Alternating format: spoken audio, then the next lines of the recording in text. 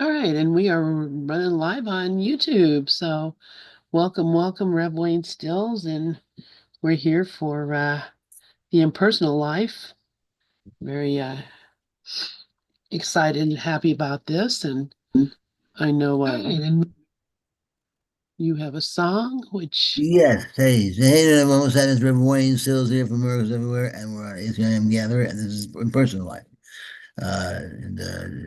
Joseph Banner, and this is Mondays with Lynn Johnson, which is always fun. I do have a song. This is so relaxing. This is so relaxed. It is very relaxing energy right now on a Monday. It's very relaxing Monday. I don't know. Maybe almost like calm before the storm feeling, isn't it? I don't know, maybe it's just me. maybe a little bit, but it's been kind of a little drizzly, rainy here. Yeah, here too. So Here yeah, too. and that's, I mean, first off, that's not common here. So when we get Oh, I see. a little bit of rain or just cloudiness or whatever, it just puts such a peaceful feeling Oh, nice. That's there. nice. So Maybe this song. I'm pretty sure I've heard this song in a long time. But it's by Peter, Paul, and Mary. Oh, the old one.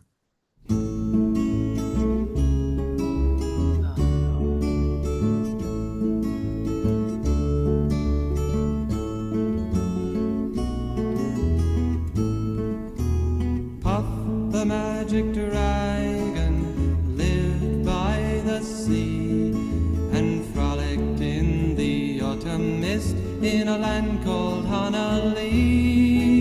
Little Jackie Paper loved that rascal Puff and brought him strings and sealing wax and other fancy stuff.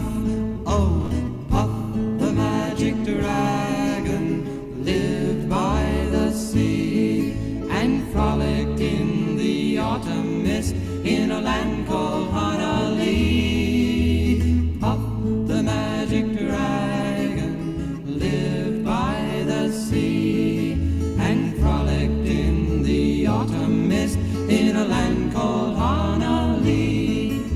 Together they would travel on a boat with billowed sail.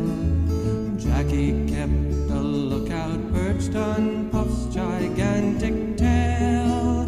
Noble kings and princes would bow whene'er they came. Pirate ships would lower their flags when Puff roared out his name. Oh, Puff the magic dragon lived by the sea and frolicked in the autumn mist in a land called Honolulu. Puff the magic dragon lived by the sea and frolicked in the autumn mist in a land called Honolulu. A dragon lives forever, but not so little boys. Painted wings and giant's rings make way for other toys.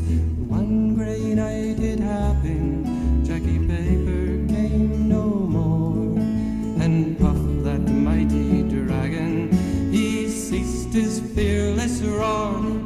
His head was bent in sorrow, green scales fell like rain. Puff no longer went to play along the cherry lane without his lifelong friend. Puff could not be brave, so Puff, that mighty dragon, sadly slipped into his cave. Oh, Puff the magic dragon lived by the sea and frolicked in the autumn mist in a land called Honolulu. Puff the magic dragon lived by the sea and frolicked in the autumn mist in a land called Honolulu. Alrighty. Puff the Magic Dragon by Peter, Paul, and Mary. And that was a nice song. So I heard that one. What was the last time you heard that song?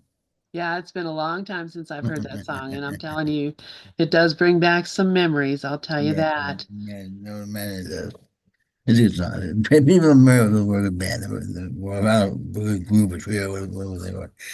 They were good. They were good. All right, so are we ready? We are ready. Ready. Just ladies again. This is Joseph Benner's channeling of the same principles as the course. This is the spirit of God and of the same essence, the same spirit of the same voice. Perhaps a little different frequency, I guess you could say. But the same. You walk away with the same empowerment, the same enlightenment. And so I'll stick around if you're interested. Relax, take it easy, have a cup of coffee. Whatever it is you do at this time of the day to relax, do it and enjoy yourself because we sure do when we do this course, when we read this together. All right, so you want to start? Sure. And I was just going to say, yeah, remember last week, we didn't even really look at the Maybe book at all. We had just a whole, just a conversation that was so wonderful. And then, I started looking where we would have been reading in the book, and he's talking about, just live your life. You don't need to be doing any kind of deep anything going on here. Just be here and um, yeah. be the love that you are. Express yourself and express um, God, God's will, God through you. Yeah. So we were doing the It's, right it's, thing. it's all set up already. You're done. So finish. You're good. Yeah, It's all good. It's all good. it's all good. Yeah, exactly. And even if it feels bad, it's not as if it has to look good or feel good. It's knowing it's good despite what it feels like. And that knowingness will eventually kind of seep into everything. It's like knowing the difference is being out in the cold and knowing you have a home and being out in the cold and not having a home. Yeah, If you're out in the cold and you know you have a home and you have shelter that you're going to be at later that day, you'll have a certain contentment that will be washed over you, and you'll walk around a little bit happier than you would if you had the home. right. Because or if you don't know, if you have no, don't know if you have a home, the difference in your level of contentment and happiness is much different. Yeah, yeah, it is absolutely much different. And I love that analogy, Wayne. Yeah, And it's just so perfect. Because, it's hard to think when you first start doing this work that you do have a home. It's hard to remember that we do have a home. But as we do this work more and more, it becomes clearer and clearer to me that all these things are coming together to lead me back to my home and to remind me of the truth of what I am. So, all the fears that I had before are, it's just worthless. It's really ridiculous that we would fall into that yeah. insecurity. And as I said, if we become if worthless, if we engage in the worthless, which we probably will, so what? But it doesn't really matter because again, we know where we are. We know what we've got. We know Right, that we're free. We know we're immortal. We know we're loved. We know we are loved. We know we're one with God. We know all these things. We know we have a home. We know, despite the fact that we're in the cold, we have a home to go to. We know that. It's not like we're homeless. We may not be home at the moment. I mean, we may not feel like we're home at the moment, but we are. And eventually, so in a sense, we're out in the cold, but we know we have a home. So it's kind of like we're thirsty, and we know water's coming, as opposed to those who don't know water's coming. right, right. Well, and the thing I think is really funny is, and when I look at it, it's like I'm actually pretending that things are not that Well, yeah, yeah, something that's that how we yeah, feel. We feel like that. That we feel yeah, as if it's happening. but not it can't possibly be, and so. I find that just very Yeah, funny. I mean that's why it's important to remember we have the home represents where we really are, but we don't. Most of us feel like we're in the cold, even though we're not. But we feel like we're in the cold. So, in a sense, discovering the truth about ourselves is going home. And not Exactly. everyone knows that. Not everyone knows that truth, and so they don't discover it. So they're actually in the cold, and they don't know they're going home. And their level of peace and happiness is not where it could be. But we can really be happy all the time because we know we have shelter. That's right. And now, so it's not as if we're always going to have it easy. There's a difference between not having it easy and overcoming challenges and fighting and having adventures and going ups and downs and roller coaster rides and all that and being miserable. There's a difference between those two things. There's a difference between abject suffering and struggling to overcome challenges. The former is the negatives. The latter, I mean, the latter is part of life, and it can be fun if you look at it right. Right. And it is fun because that's what when we figure out it's like when you're a kid and you're playing like you're on an adventure and Right, you're in the jungle or you play all these games and you make up all these stories and it is just a game and just a story. So you're not worried about it because you know that in a couple hours your mom's going to call you, you're going to go home and eat supper and you're not really lost in the jungle, even though you're right, pretending that exactly, you are, you know, exactly. and But and you get so it's a into it, thrill. yeah, and you get so into it. There's some board games. Yeah, yeah, You really want to win so badly, but they play Monopoly with your family. Then exactly. they get serious. The Monopoly is like you try to destroy everyone. Aren't you win? 5 hours later, you're still playing. And when it's Yeah. over, it's over. Big deal. Oh man. You Yeah, know, it's over. All right, I lost. You win. Big deal. You didn't feel about it. That's like a fun game. I mean, I don't know if it's fun or not, but that's the worst of all the board games in terms of competitiveness. If life was that competitive, if that's what was the worst we had in real life, we'd be all right. If the worst we had was the competitiveness of Monopoly, we'd be all right. But yep, we had far worse than that. yep. Yeah. If the worst was like the monopoly competitiveness of families, we'd be much better off. But we have much more competitive than that. Yeah. Absolutely, absolutely. I always bring up Star Trek when they play poker for chips. Yes. Now they don't have money, so they play poker just to win. They win. They win. It's like a board game. Yeah, That's yeah. my kind of poker. It's my kind of poker. I mean, that's all it is, and we're just here playing a game. You're playing a And game for if you can chips. just see it that way and know that, Same with it. What is money? Money. We're giving money all the power that it has. So if we think of that way, we're playing for chips. yeah, we We're, used to have a big coffee can full of pennies.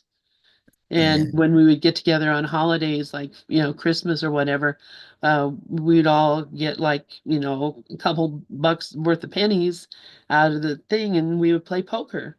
And we would no, play pennies. poker with the pennies. And then at the Pennies. end, when we were done, all the pennies went back in the. I like that. It's nice. No stakes. It's poker with no stakes. It's like, listen to Yeah, this kid. yeah, just for the fun of it. It reminded me of something you could do. It's totally nothing to do with poker, but it just reminded me of taking a bunch of marbles and put them in a um, big jar of some sorts. And Uh-huh. put it in your fridge, and every Saturday you able to take a marble out, and you have a certain amount of marbles Saturdays left in your life. And eventually, when you lose all your marbles, you're probably going to die. It's supposed to be inspiring. I read that in the book Yeah. somewhere. I don't know how inspiring it is, though. No one I told them to think that it's inspiring. They get very depressed. Yeah, I suppose my question is, what'd you do all the marbles that you took out? I don't know. Put them into another jar. Put it in another jar, the crazy jar. You lose all your marbles in the first jar, so That's right. Oh, that's hilarious. so every Um, Saturday you take one out. all right, every Saturday. That's, All that's right, so we should probably 52 Saturdays a year. So, yes, it's 52. You have a lot of okay. marbles there. So it looks like All a lot. right. You said to run out, you have to get bummed out. All right. All right, I'm going to go back because it's been a couple weeks since we read this. So I'm going back to it's this section 15. It's called Masters. And the voice, whoever it was speaking to Joseph Benner, I think is all the same thing. That speaks with all of us. So it says, you who are still holding to the idea taught in various teachings that I will provide a quote unquote master or divine teacher for each aspirant towards union with me, hear my words. It is true that I have permitted you in the past to delve into all kinds of mystical and occult books and teachings, encouraging your secret desire to acquire the powers necessary to attain this union extolled in such teachings, even to the extent of quickening in you some slight consciousness of the possession of such powers.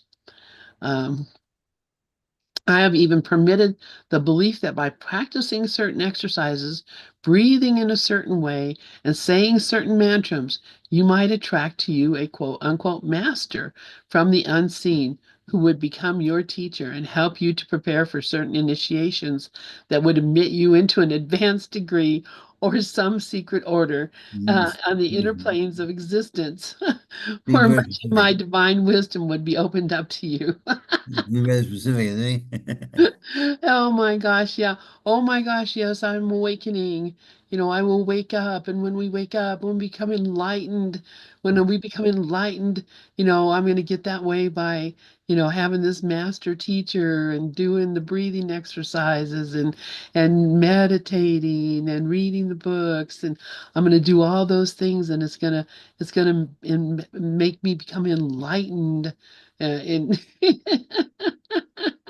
Yeah, yeah.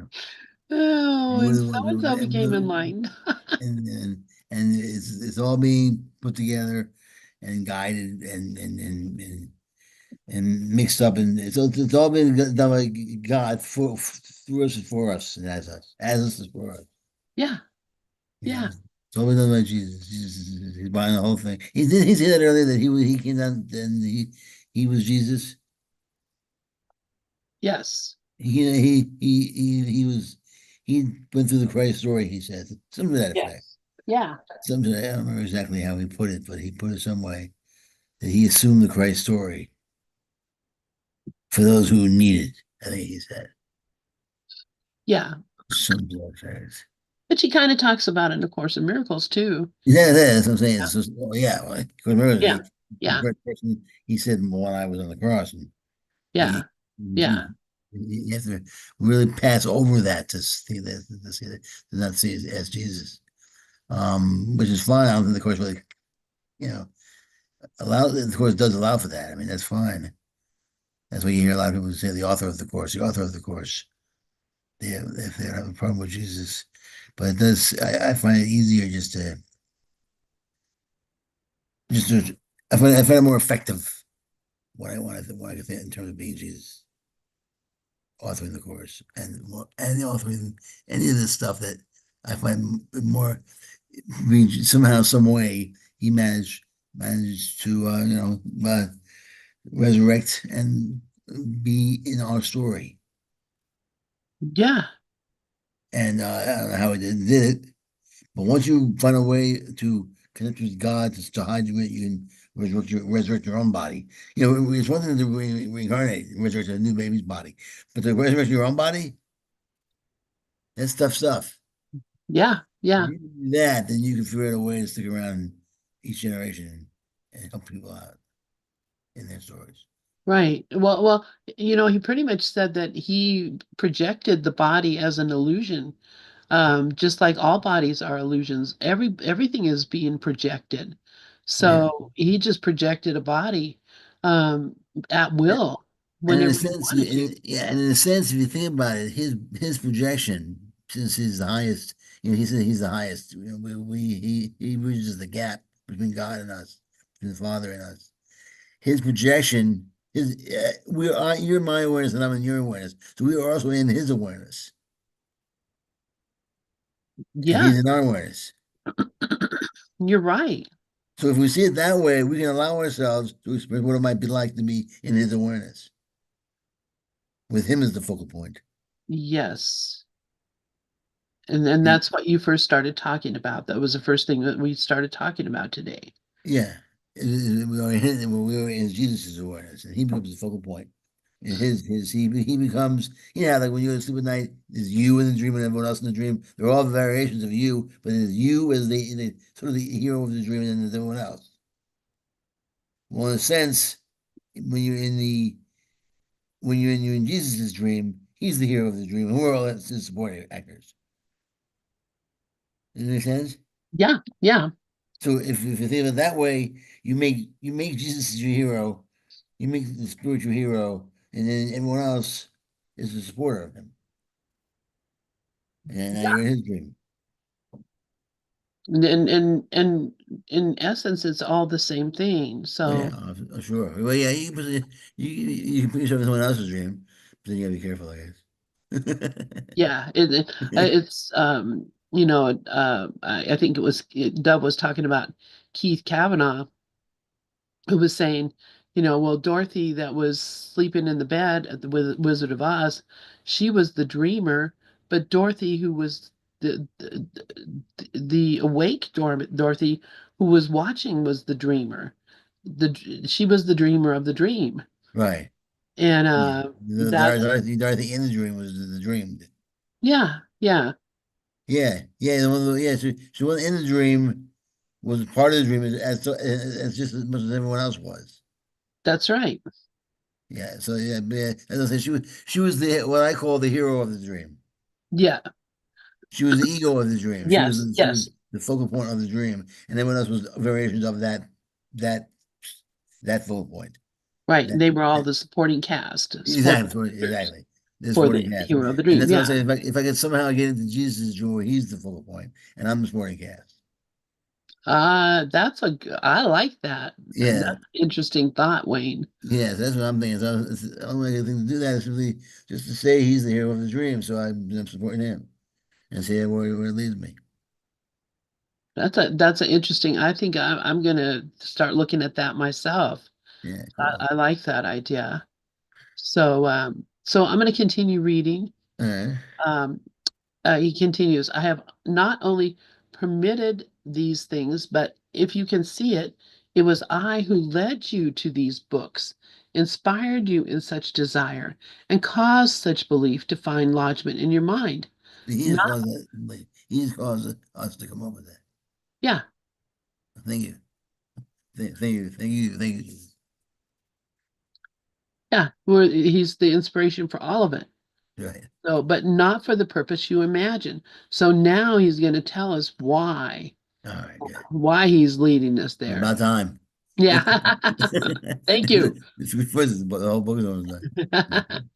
Okay, so he says, yes, I have brought you through all these teachings, desires, and beliefs, trying to point out to your human mind the forces I use to bring into expression my divine idea. And of course, that's what we are. We're his divine idea. Right. I have portrayed these forces as heavenly hierarchies, and that your human intellect might be the better that your human intellect might the better comprehend. I pictured them as angels or divine beings, impersonal agents or executors of my will, engaged in the process of bringing into expression my idea that was in the beginning. But you did not understand. Your human intellect, enamored of the possibility of meeting and communing with one of these beings, these angels and divine beings, whatever, as I Yeah. claimed in some of the teachings, proceeded at once to personalize them and begin to long for their appearance in your life, imagining that they are interested in your human affairs and that by living in accordance with certain rules set down in certain teachings, you could propitiate them so they would help you gain nirvana or immortality. Yeah, this reminds me of this is almost as the guy from what was the movie again? Shoot. They went back in time. The little people, the Munchkins, they went back in time. And they came Oh, around time, time minutes. time bandits. Yeah, Yeah, right, the God that was a cigar. It's like he's telling us this. Yeah, You, you know what? I you, imagine that too. you think that this is what you're doing. You think you're doing this. You think you're doing this. You're doing nothing. You're doing nothing at all. I'm doing everything. I do absolutely everything. Yeah, that's what he's saying. You think this is what you're doing. Yeah. You think that you think, imagining that they are interested in your human affairs, and that by living according to certain rules set down in your teachings, you think that you're in nirvana, and you think all these things that you're doing, and you're doing nothing. Yeah. Yeah. I'm Yeah. doing everything. I'm doing everything. I mean, what do you think? You're all puppets. Yep. Yep. I And remember that hand thing. the whole thing was and then he said, "Well, how did you like my invention of evil? What do you think about that?" Yeah, And I mean, seriously, this is so funny that he's saying this to us here. You know, I gave you, something to look up to, and you became enamored of it, and you decided that you wanted to be with it and join with it, and now you're following people around and you're yeah, reading the the book. angels and all those that I made, and then I had you go and everything, even I made you want them or interested in them, and made you long for them. Even your longing for them, I did. I mean everything, and Yeah, you think you did it. And the only thing but we seem to be able to why? do, the only thing we seem to be able to do somehow is be blamed for screwing up. Yeah, But even that in the end, even for, in other words, he seems to be telling us all the time, you think this, you think that, you think this. So there seems to be some sort of level of responsibility we have yeah, yeah. to think a certain way. Yeah, and I mean he's asking us to be curious about what is it that I'm thinking, or how is it that I'm seeing this that is not in alignment with the truth. Right. So right now he's telling us, so I gave you some helping hands and you turned them into your master, basically. You began following them as if they were some sort of Right. leader that was gonna that um, that somehow or the other are going to take you to this place. Um, so you completely missed the point that they were just here to help you along, and you turned them into your master. So he says, Right. now I have purposely permitted you to indulge yourself with such delusions, letting you long and pray and strive earnestly to obey all the instructions given, even leading you on, sometimes by giving you glimpses and self-induced visions and dreams of ideal beings, which I permitted you to believe were such masters.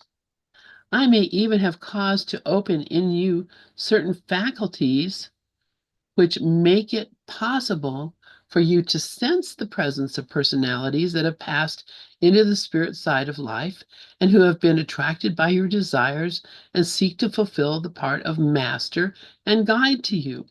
Wow. Did I just read that? That he says that he's even allowed us to sense people who have died Yeah, well, yeah, and to turn them into our masters and guides. yeah, well, so psychic powers seem to be something that we achieve. I mean, he seems to be kind of telling us why psychic powers exist, Yeah, or the occult powers, and why they, clairvoyance and picking up right. people from the past. I mean, yeah, we have the course to the whole chapter on psychic powers, and it talks about also how they're out there for the having, so long as you keep them away from the ego, Yeah, yeah. and you realize they're not an end in itself. And he seems to be saying a similar thing. He's saying it here that they're not an end in itself. Just remember that I'm behind it. Wow. Guys, he's saying here, I'm behind it. I'm the one who's running the show. So keep that in mind with everything. All the stuff he's always saying, look, the whole point is I'm behind it all. And as long as you keep your mind on me and that I'm behind it all, then you'll make some choices that make sense. But if you Right. keep on thinking that, oh, wow, oh, man, and see your head in there, like you're eating cake without your hands, then it's going to be a mess. It's going to be a total wreck. It's going to be a wreck. You know, These- those are- Crazy. but you never Yeah, know what happened. They fork in a knife and eat like man. They eat like a person. it's just the thing that he sent us to be our helper, we turned into our masters. Exactly. But the beautiful thing about that is that he sends us places, all different places, to be our helpers, Yeah, and that's nice. yeah. We screwed up, but he doesn't stop sending us to places. No, no. He'll resend us to places and resend us because it's a required course. So eventually we have to take it. So he'll resend us and resend us and resend us to places all the time. And it's nice. And then the different places. It doesn't say, well, I'll resend us to the same place. No. It's always him anyway. He doesn't care where we really go. He'll send us wherever we need to go or, That's right. or wherever we want to go, as long as it's helpful. As long as it's helpful. Yeah. Yeah, yeah. So, okay, so he continues here. Now the time has come for you to know that such beings are not masters. Also, the divine beings do not call themselves masters. That I and I alone, your own real self, am the only master for you now. And until you are able to know me also in your brother, that any being, either in human or spirit form, that presents itself to your consciousness and claims to be a master, or who permits you to call him master, is nothing more or less than a personality, the same as yours, and therefore is not divine, as your human mind understands that term, despite the many wonderful quote unquote truths he may utter and the quote marvelous things he may do, just so long as your human mind seeks or worships the idea of a master in any other being, no matter how lofty or sacred he may seem to you, just so long will you be fed with such ideas until verily I may perhaps permit you to meet and communicate with such a master, quote unquote master.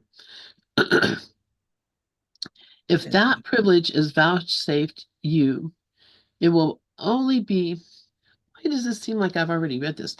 It will only be in order to hasten your awakening and your consequent disillusionment when you will learn that, quote, master is indeed but a personality, even though far more advanced in awakening you than you, but still a personality, and not the divine one your innermost soul is yearning for you to know.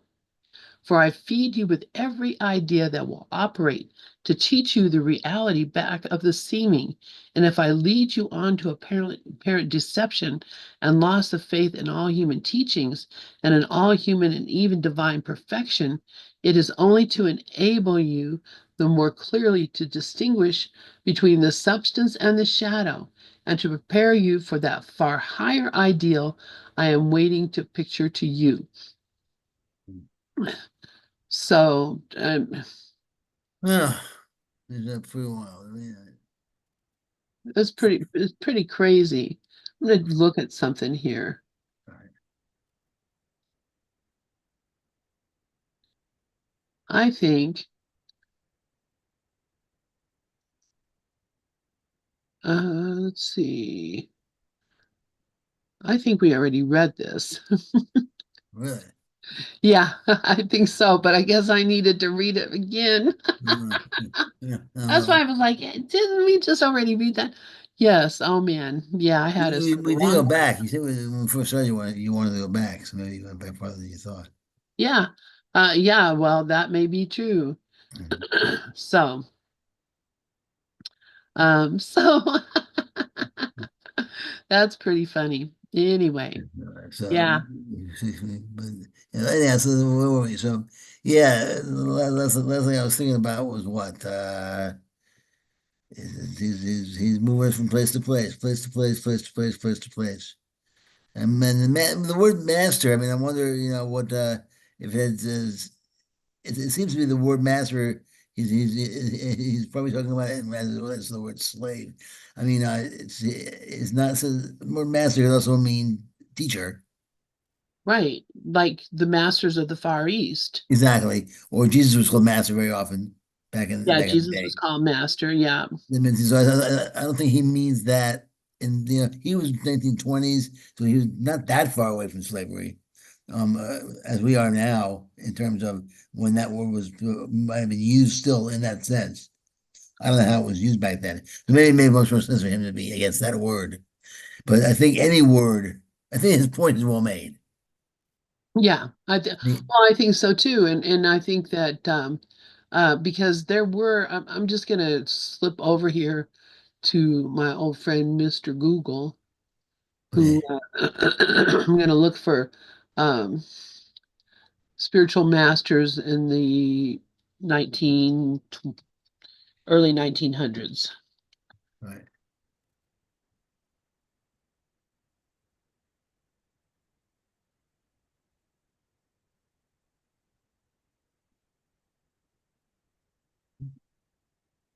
Because there were a bunch in back in those days. Um, so in the early 1900s, prominent spiritual figures included Swami Vivekananda, a Hindu monk who popularized Vedanta and yoga in the West, and the Dalai Lama. And I was thinking Yolanda was around too. Yeah, Gitananda. Um, there was that's when Theosophy came about. Right. There was a bunch of different people who, were showing themselves or coming in as being masters.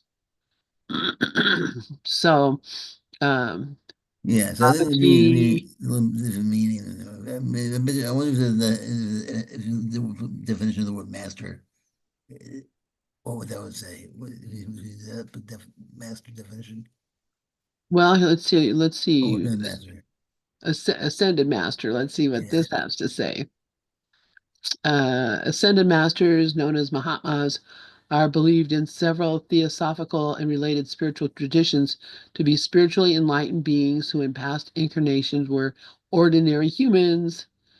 Through a series of spiritual transformations or initiations, they are said to have achieved a higher state of being. That's what he was talking about, was these initiations and transformations I that think what he's just saying, anyone who calls himself a master, he always is saying you should be calling yourself a master if you're a master. right. Yeah, you wouldn't be calling yourself a master Yeah, if you're you're a a master. I master. am a master, so you know, it's not, but it's still it runs a fine line between calling yourself a master and being your title because of what your culture, because of your culture. Right, You right. know, it's different. If it's your title because of your culture, that's the saying I'm Rev Wayne. It's not like you may say, well, that means that you're a slave owner, or whatever. You're a slave. It's a slave, spiritual slave mentality. You know what I mean? And Hmm. that's not really what the word reverend means. I don't know what reverend really means at all. I just know reverend was a title that I took on because I became a reverend. Right. And if I became a master, if that was the term that was used, but the term master is actually that's not even used anymore, anymore actually. Anyhow, so maybe it does have a bad connotation. Yeah. Well, yeah, I mean, people do like the master teacher, who was a teacher of A Course in Miracles that they called master teacher. Well, they call a lot of people, master or whatever now, but I just don't. Well, obviously we're all equal, so Yeah, I mean, how the could thing is, I mean, there is a concept in the course, of course, the course talking about the advanced teacher, but for me, the advanced teacher, the only advanced teacher I really, is the Holy Spirit. Really is that the course really comes out in the end. The course says there's only one advanced teacher, and then that's Jesus, that's the yeah, Holy Spirit. That's the only real teacher is the Holy Spirit, and he's the only real teacher. The rest of us are all really followers of him, and that's it. And once you realize that, we have a long way to go. And I always say we have a long way to go before we're as advanced as we're going to end up. If you see Jesus as our model, right. because if you see what he accomplished, what he was able. I don't mean like accomplished things like I became a successful businessman and he became a successful Death Beater. It's not like that. I'm just saying if you see where he is on the vibration scale, on the vibe scale, compared to all of us, he's way further down the road.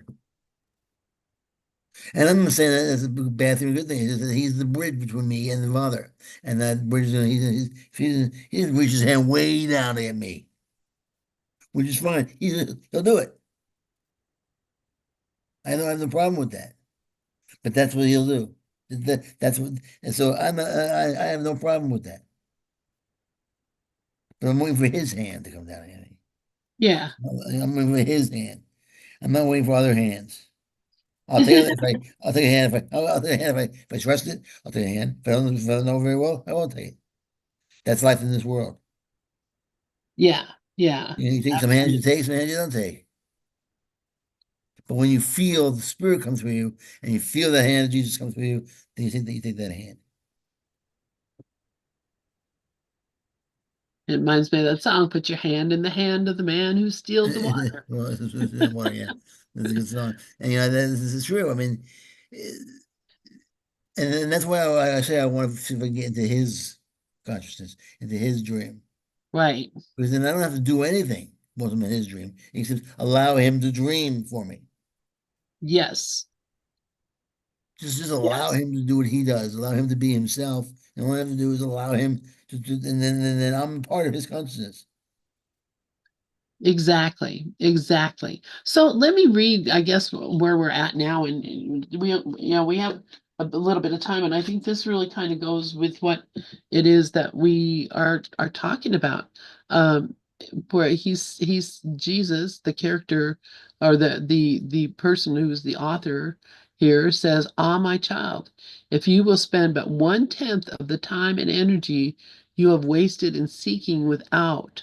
Among the husks of human knowledge and human teachings in earnest, determined efforts directed within to find me, if you will devote but 1 hour each day thus to me alone, imagining and practicing the presence of me within you.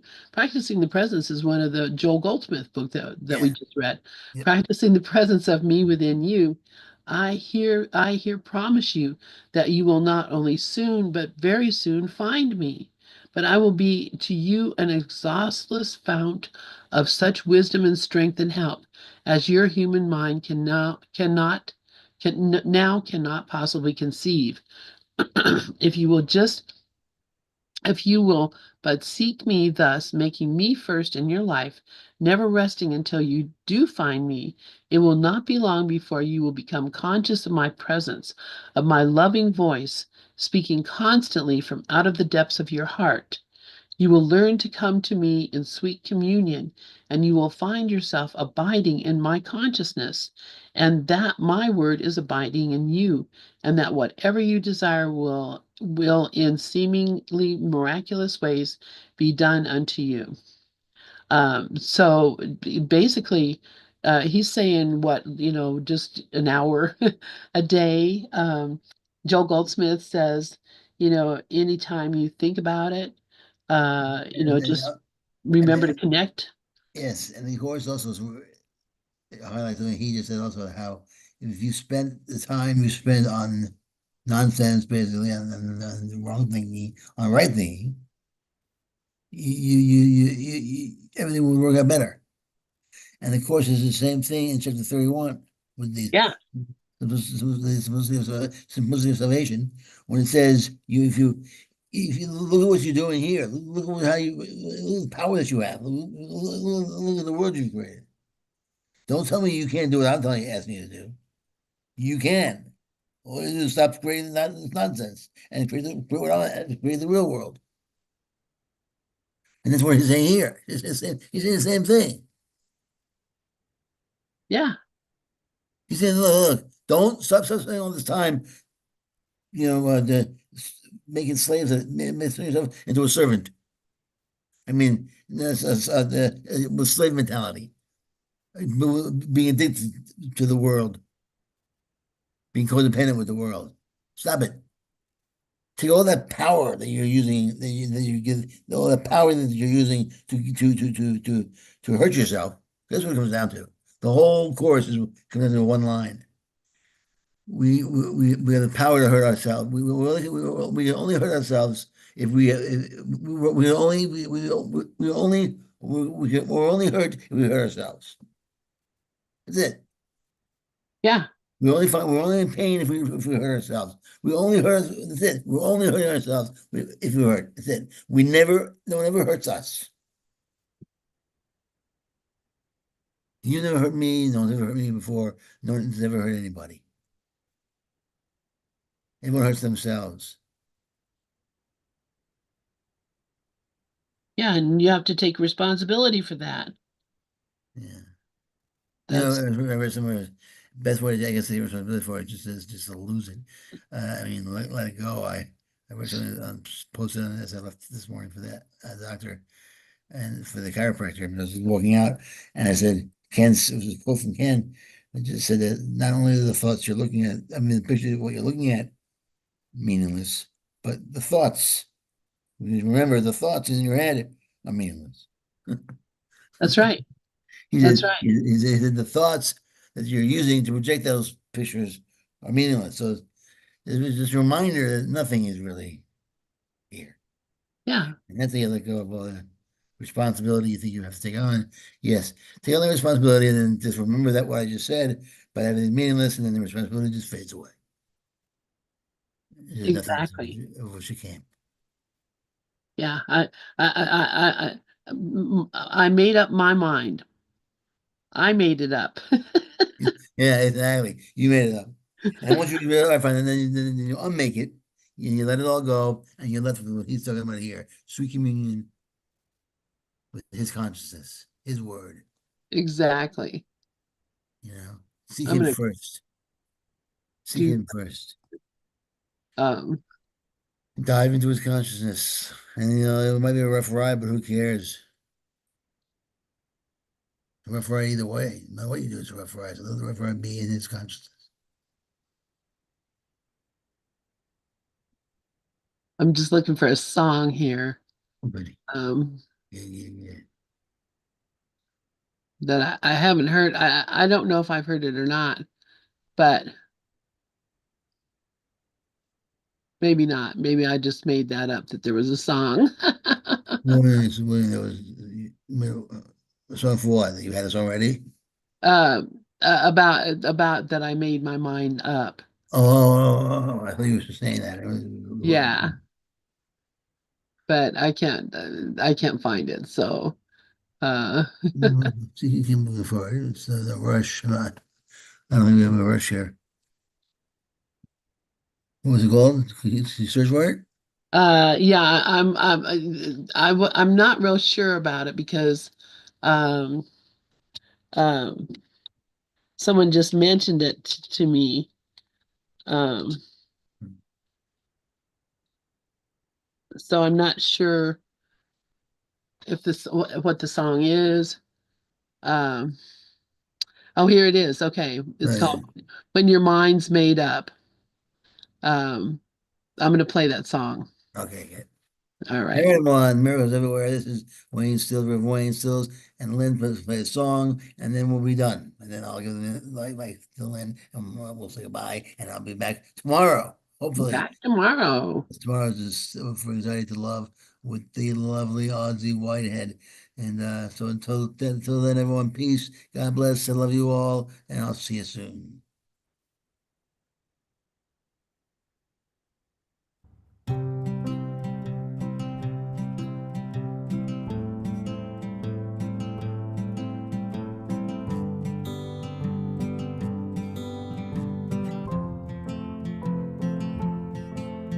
So,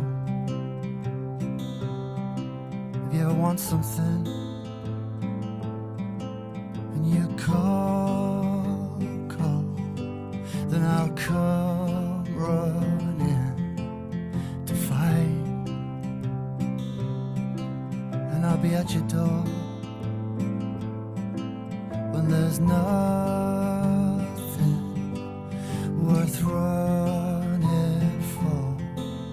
your mind's made up, when your mind's made up, there's no point trying to change it.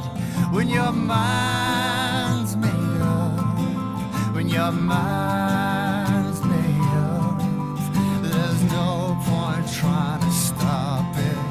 You see, you're just like everyone. When the shit falls, all you wanna do is run away and hide all by yourself. When there's fall from, there's nothing else. When your mind's made up, when your mind's made up, there's no point trying to change it. When your mind's made up, when your mind's made up, there's no point even talking. When your mind's made up, when your mind's made up, there's no point trying to fight it. When your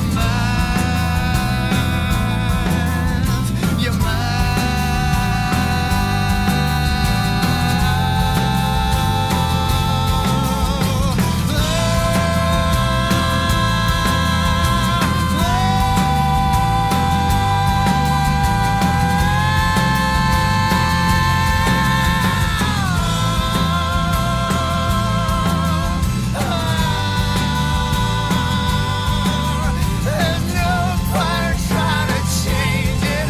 When you're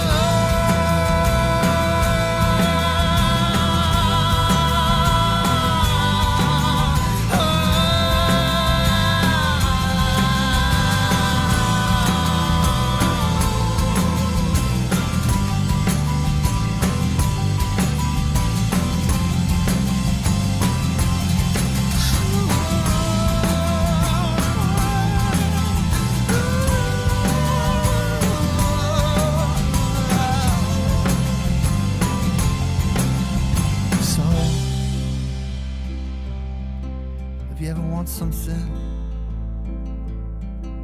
and you call,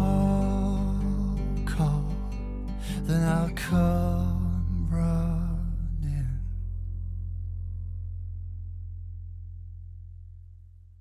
Oh, nice. Good, good tune. I like it. We have a very special guest. Oh. That's a good tune. Good tune. All right, Bro Blaine, I love you, brother. I love you too. Good tune. Yeah, good tune. I like that tune. What was it called then? Mind made up? When your mind's made up. All right. Well, your mind made up. All right. Well, good tune. Thanks, Lynn. Thanks, everyone.